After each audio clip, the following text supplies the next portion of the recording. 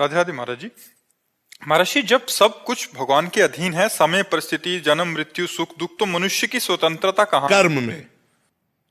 कर्म में आप अच्छे कर्म करके, दूसरों को सुख पहुंचा करके, तपस्या भजन करके भगवान को प्राप्त हो सकते हो। आप बुरे कर्म करके, गंदे कर्म करके जेल जा सकते हो, नरक जा सकते हो, दुख संकट में पड़ सकते हो। दोनों डिपार्टमेंट आपको छूट दिए। आप पाप कर्म कर लो या पुण्य कर्म कर लो या भजन कर लो, इसके लिए कोई विधान नहीं, इसके लिए आपको छूट है। आप जो चाहो वो कर लो। जैसे पिता ने खेत दे दिया और 10 प्रकार के बीज दे दिए, अब जो चाहो वो बो। अब बबूल बोओगे तो आम थोड़ी खाने को मिलेगा। तो ऐसे ही कर्म भूमि में आपको भगवान ने जन्म दे दिया। अब आप नया कर्म करने के लिए स्वतंत्र हैं।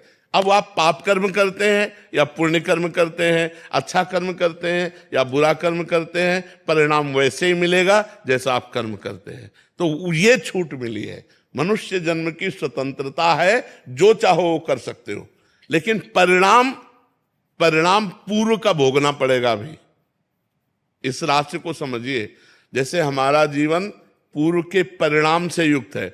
आज हम अच्छा कर्म कर रहे हैं, लेकिन मुझे अगर परिणाम में दुख भोगना है तो मैं दुख भोगूंगा अच्छा कर्म करते हुए भी। और अगर वो परिणाम में उसे सुख भोगना है तो वो पाप कर्म करते हुए भी सुख भोगेगा, क्योंकि परिणाम पीछे के कर्मों से है। अभी जो कर्म कर रहे हैं इनका परिणाम आगे आएगा।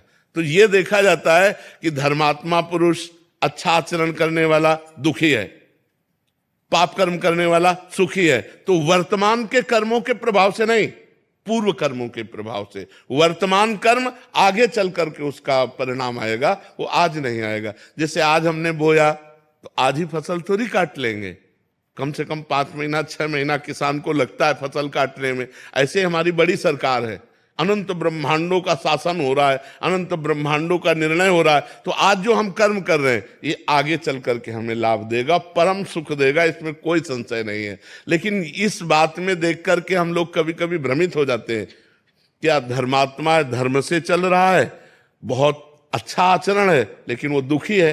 और एक शराब पी रहा, व्यभिचार कर रहा, गुंडागर्दी कर रहा, बड़े मौज में है।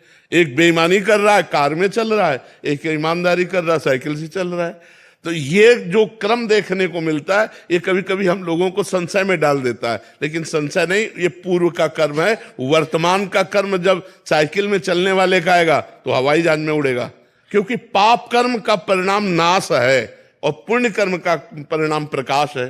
तो वर्तमान में पुण्य करते हुए हम दुख भोग रहे हैं, ये हमारे पूर्व जन्म का कर्म। जैसे मानो हम